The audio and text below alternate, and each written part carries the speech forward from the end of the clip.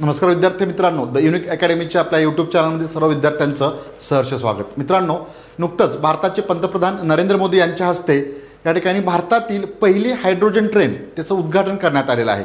या प्रकारे या हायड्रोजन ट्रेन असणाऱ्यांच्या काही मोजक्याच देशांच्या यादीत भारताचा आता समावेश झालेला असून या ट्रेनचं काही प्रमुख वैशिष्ट्य आपण या ठिकाणी जाणून घेऊया। जिंद ते सोनीपत या दरम्यान ही ट्रेन त्या ठिकाणी धावणार आहे आणि त्याच ट्रेनचं उद्घाटन पंतप्रधान नरेंद्र मोदी यांच्या हस्ते करण्यात आलेलं आहे। भारतातील पहिल्या हायड्रोजन ट्रेनचं लोकार्पण याविषयी थोडक्यात माहिती घेऊ।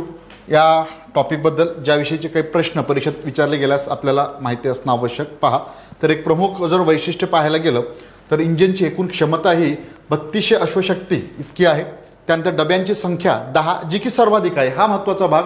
याआधी ज्या देशांनी पहिल्या हायड्रोजन ट्रेनचा प्रयोग केलेला आहे तिथे मात्र काही सीमित डबे त्या ठिकाणी त्यांनी ठेवलेले आहेत। मात्र भारत हा पहिलाच देश आहे ज्या डब्यांची संख्या इतकी म्हणजे सर्वाधिक म्हणून आपण जी 10 असणार आहे। वेग ताशी 110 किलोमीटर इतका असेल। तर एकूणच या ट्रेनची प्रवासी क्षमता जी आहे तर 2600 इतकी असणार आहे, हे लक्षात ठेवायचं आहे। आकडेवारीची निश्चय आपल्याला माहिती असणं गरजेचं। उत्सर्जन शून्य कार्बन, केवळ पाण्याची वाफ या ठिकाणी। तसेच इंधन तंत्रज्ञान हे पूर्ण हायड्रोजन फ्युएल सेल आणि आवाज डिझेल रेल्वेपेक्षा देखील कमी असणार आहे। ओव्हरहेड वीज वाहिन्यांची गरज नाही।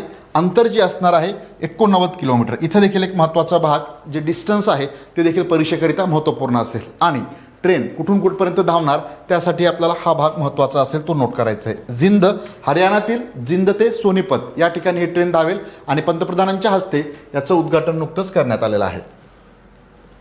ही ट्रेन संपूर्ण मेक इन इंडिया या अंतर्गत भारतात विकसित करण्यात आली असून याचं डिझाईन आणि तांत्रिक निकष जे आहेत तर RDSO म्हणजे रिसर्च डिझाईन अँड स्टँडर्ड ऑर्गनायझेशनच्या द्वारे ते करण्यात आलेलं आहे। कोणाच्या द्वारे, त्याकरिता हा पॉईंट महत्त्वाचा।